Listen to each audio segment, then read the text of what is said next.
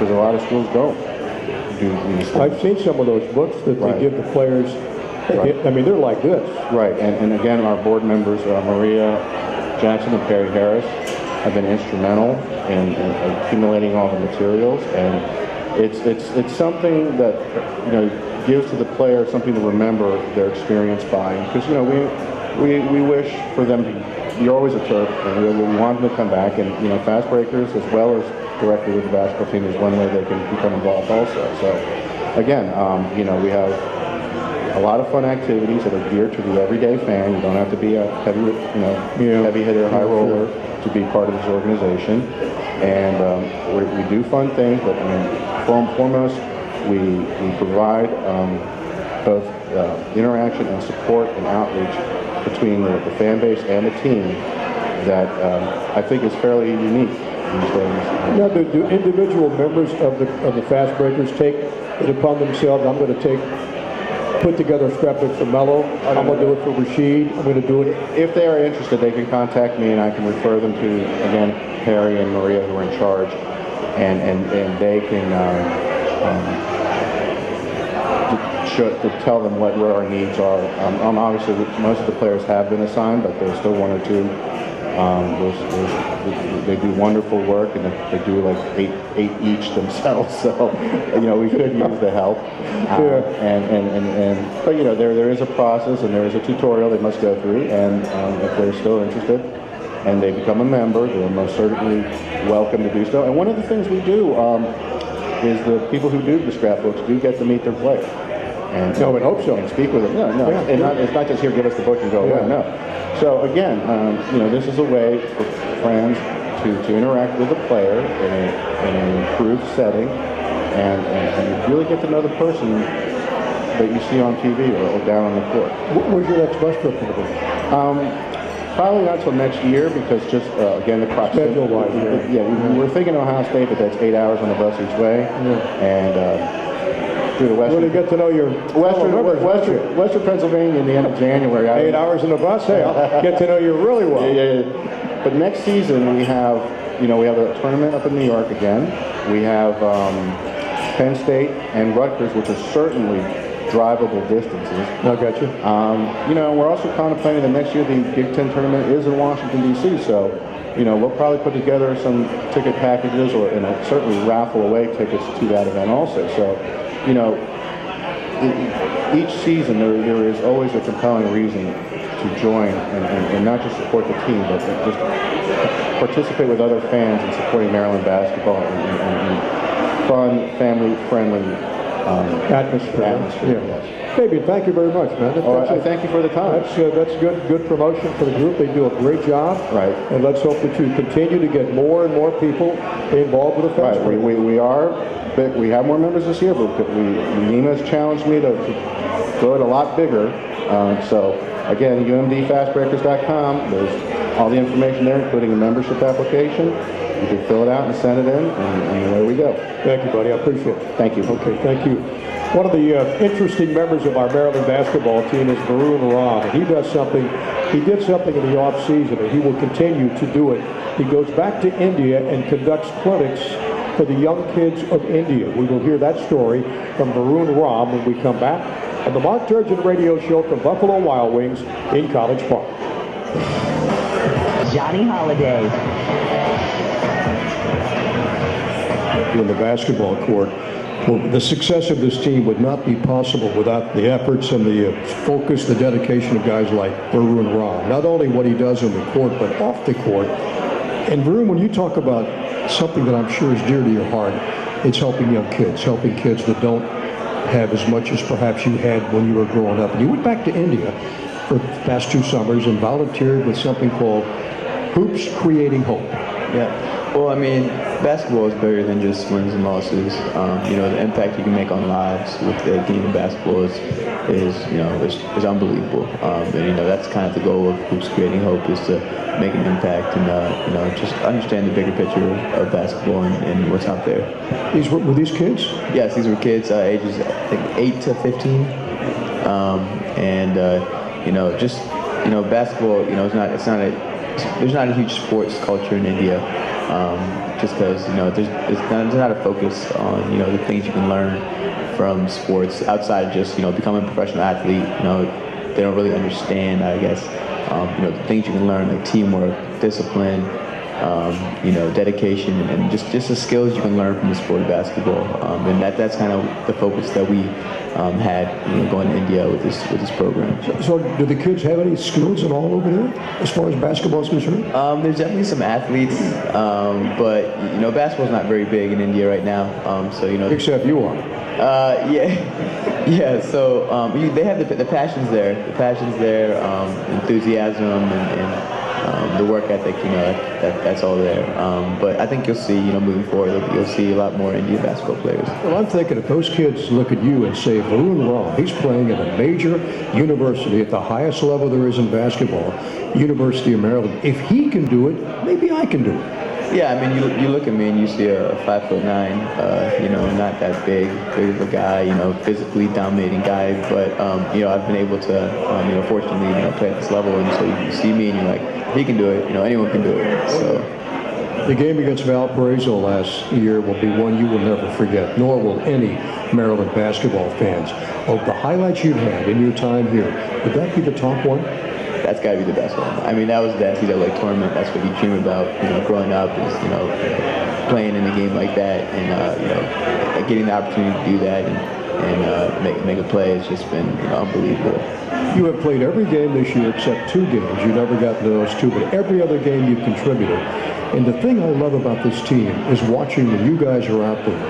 The frontliners, the guys you make better in practice every day, are happier, it seems, for your success than they are for their own success. Yeah, I mean, that just goes to show how unselfish of a team we are and how everybody just cares about, they put the team first before individual statistics and goals.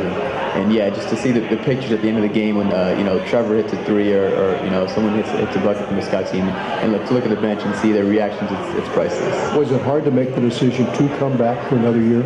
At first, I was thinking there was a couple other things I could have done that I had on my plate, but, in hindsight, it was such a good decision to, come back and be a part of such a great program, team for one more year. And now you're going for your Masters. And now I'm going for Masters, correct. So you can't squeeze one more year out of this thing?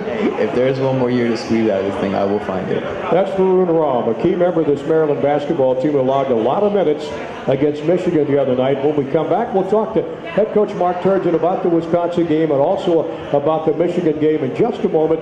And still to come, we'll visit with Will Hetzel, former Terrapin, back in the late 60s. The Mark Turgeon Show will continue in a minute from Buffalo Wild Wings in College Park.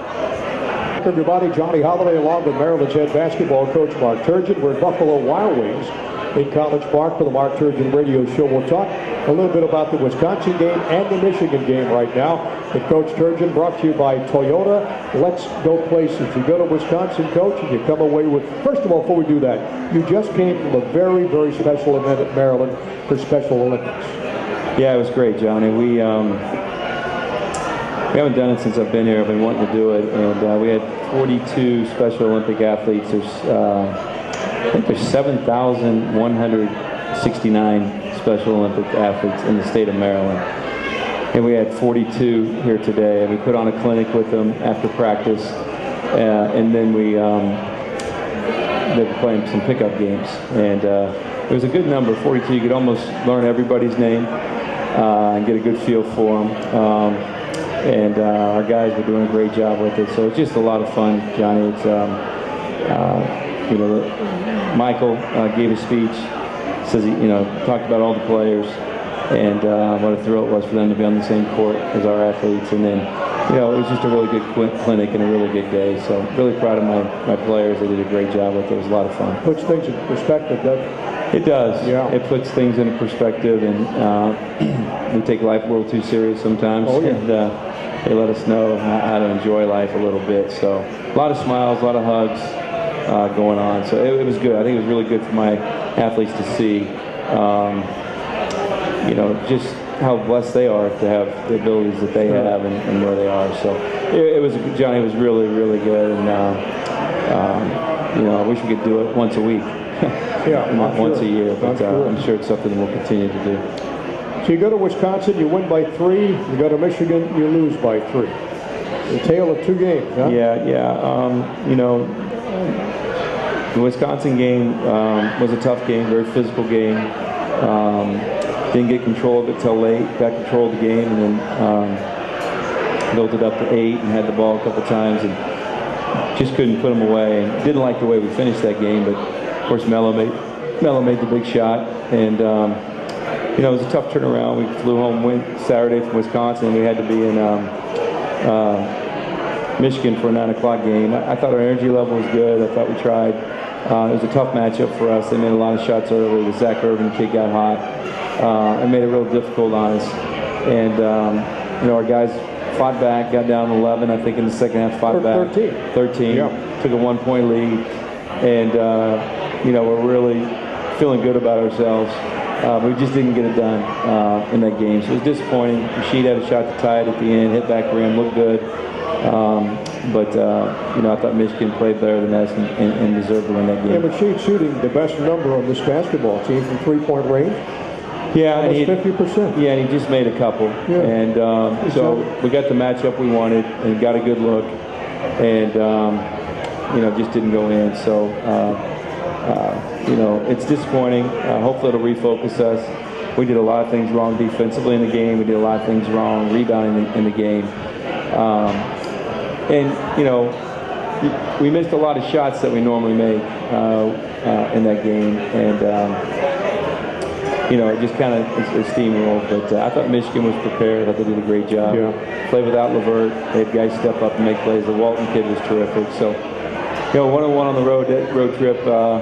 We'd like to have been 2-0. We'd like to be 5-0 in the league, but we're not. And so you just try to get better and keep improving. And with Mello, those two early fouls, one a touch foul, which was, that's another story for another day. It appeared like it really affected his game. He wasn't going to drive to the hoop as much as you like to have him go to the hoop. Yeah, he wasn't the same. Wasn't the same? He wasn't the same. And I didn't think either foul was particularly a foul. Nor did I. But they were called fouls.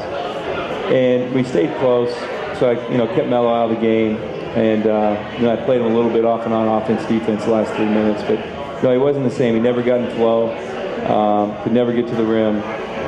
They did a nice job on him. And he didn't have confidence to shoot the jump shot, which he normally knocks down.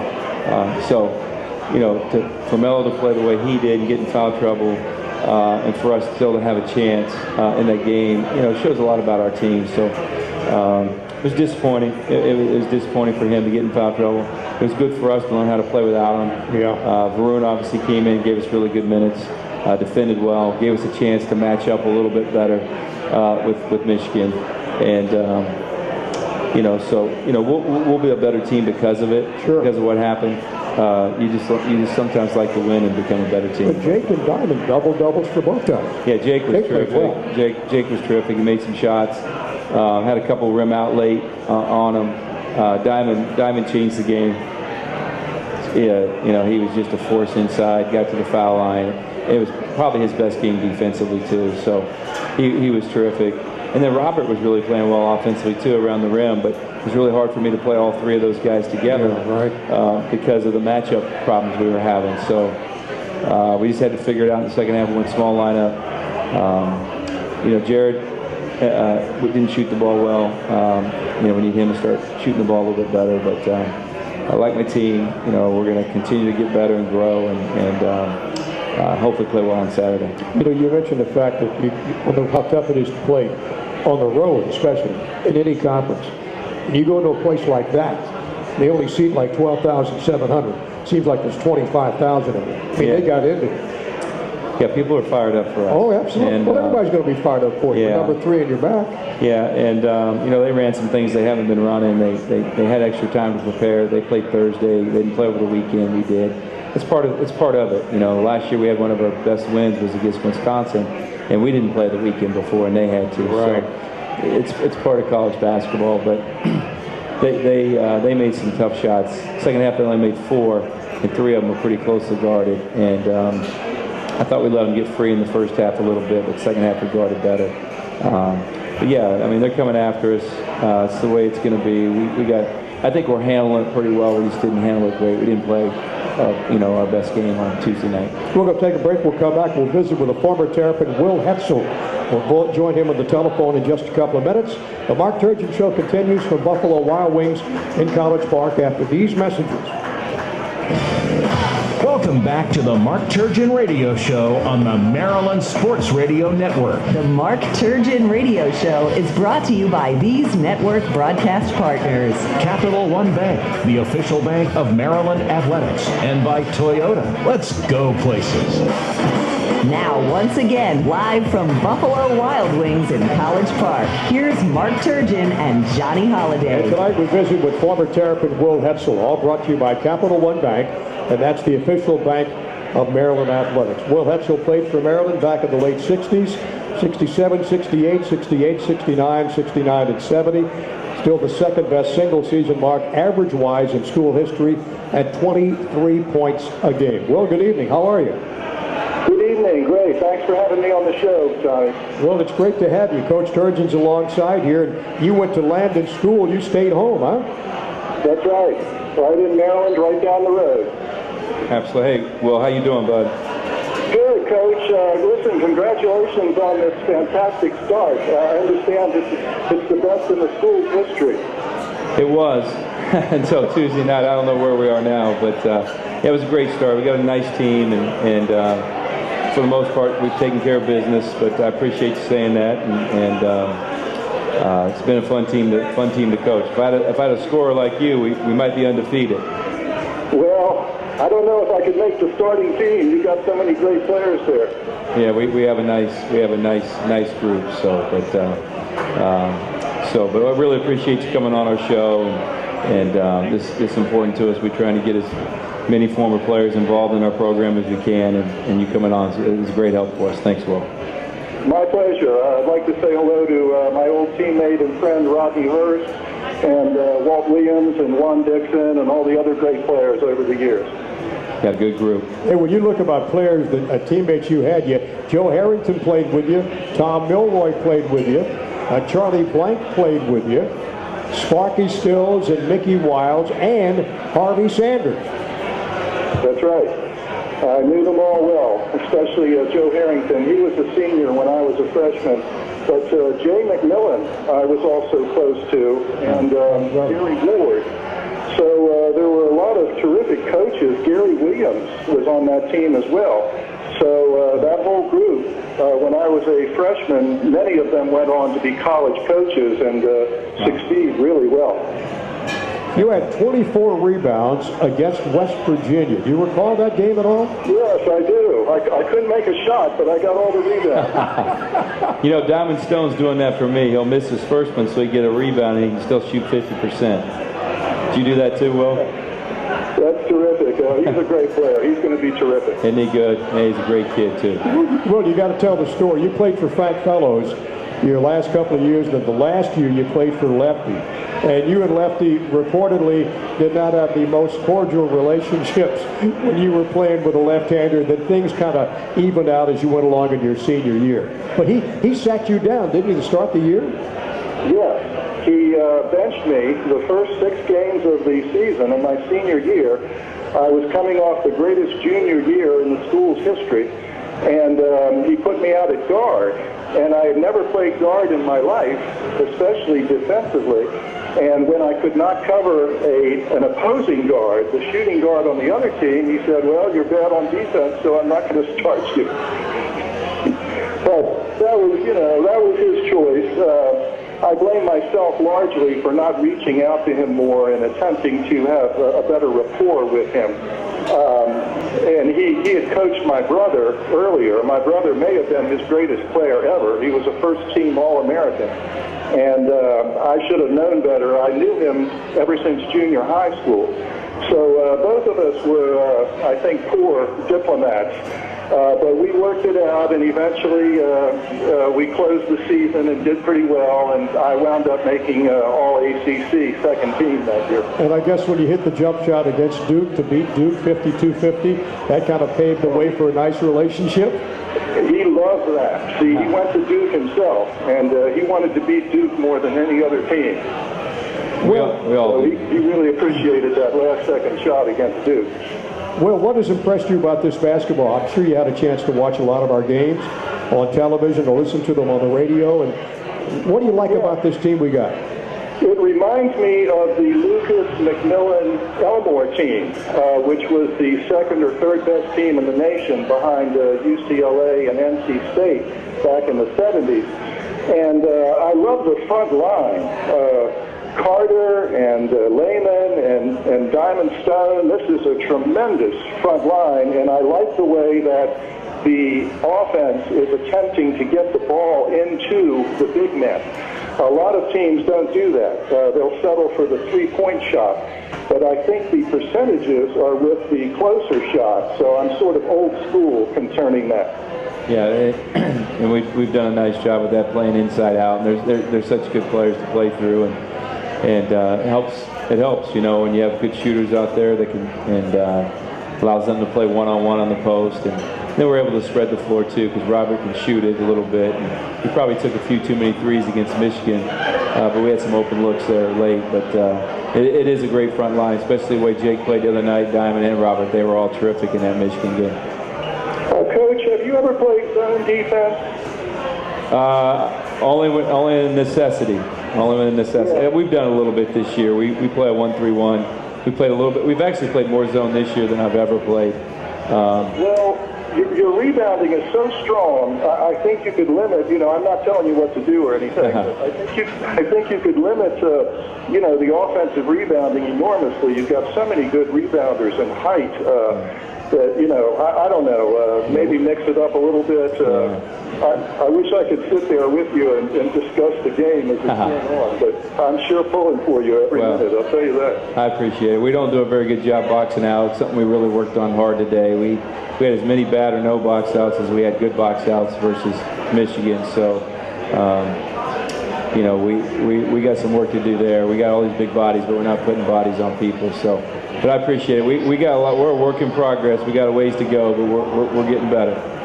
That's exactly right. And when you recruit terrific individual players, the most challenging aspect is to try to integrate them and work that chemistry. I know that's a great challenge, and I'm sure it's going to take a little more time for you to do that. But of course, if you can start peaking around the playoff time, that would be ideal. No doubt. No doubt. That's the plan. So hopefully we'll do it. Hey, Will, thank you. Bring us up to date what you're doing. You're teaching now, right? It's Dr. Will Hetzel. I live in Loudoun County, in Purcellville, the other side of Leesburg. Right. And I taught 20 years in the local high school system at Parkview and Loudoun County High School. Last 10 years, I've been doing adjunct work at Nova Sterling and George Washington University in Arlington. So it's fun.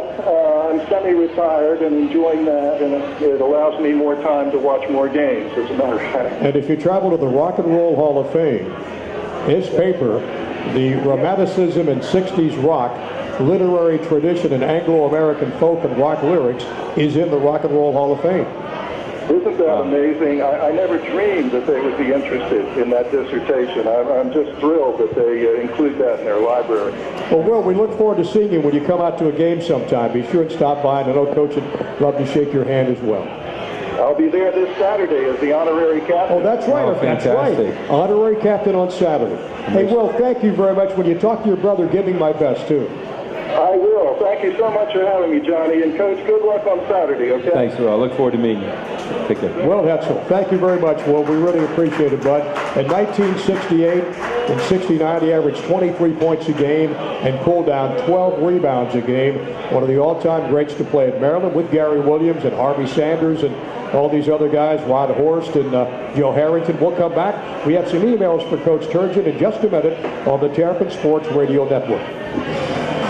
Show on the Maryland Sports Radio Network. The Mark Turgeon Radio Show is brought to you by these network broadcast partners. Capital One Bank, the official bank of Maryland Athletics, and by Toyota. Let's go places. Now, once again, live from Buffalo Wild Wings in College Park, here's Mark Turgeon and Johnny Holiday. And before we talk about the Ohio State game on Saturday at noon at Xfinity Center, we've got some emails for Coach Turgeon brought to you by the University of Maryland Medical Center. You can visit UNTerps.com, click on the Ask Coach Turgeon button, and have your questions read in our show. One from Jackie Hausler in Hagerstown, been over a week since the last home game at Xfinity Center. Are you excited to get back and play in front of the hometown fan? Absolutely, and it seems like it's been a while since we've been home, and I think we had 3 out of 4 on the road and played Rutgers at home on that Wednesday night, I believe it was. So yeah, it'll be fun. I heard every ticket's sold, and you know, hopefully we're going to need them. It's a very talented Ohio State team, and you know, league plays tough, so hopefully we'll have a great crowd and we'll play well. Steve Terranova in Fairfax emails us, Saturday's the first of 3 games within a week. How do you make sure the team is well rested, ready to go for that many games in such a short time frame? It's hard. You know, this isn't our toughest stretch, but it's hard. We were able to rest the guys yesterday. We had a great practice today, one of our best of the year. And the guys really worked.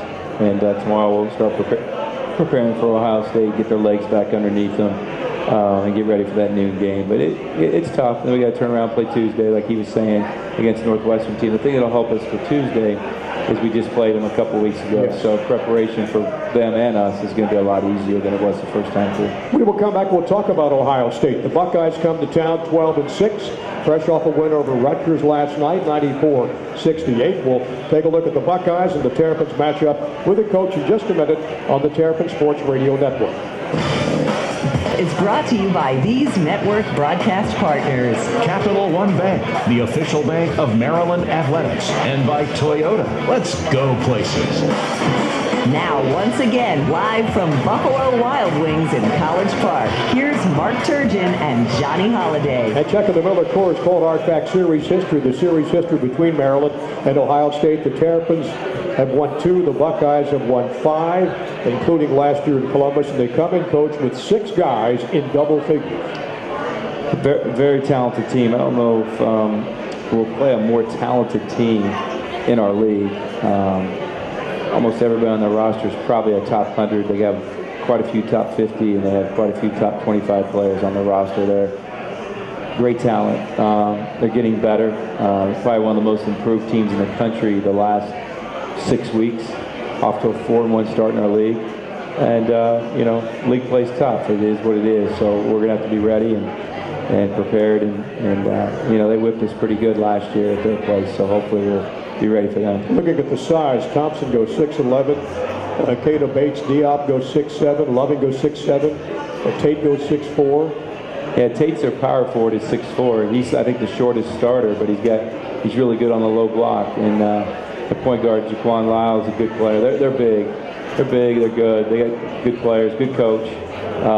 Should be a great basketball game on Saturday. All right, Coach, go get them. It's sold out at Xfinity Center, and it'll be a packed house, and the Terps look to bounce back against Ohio State.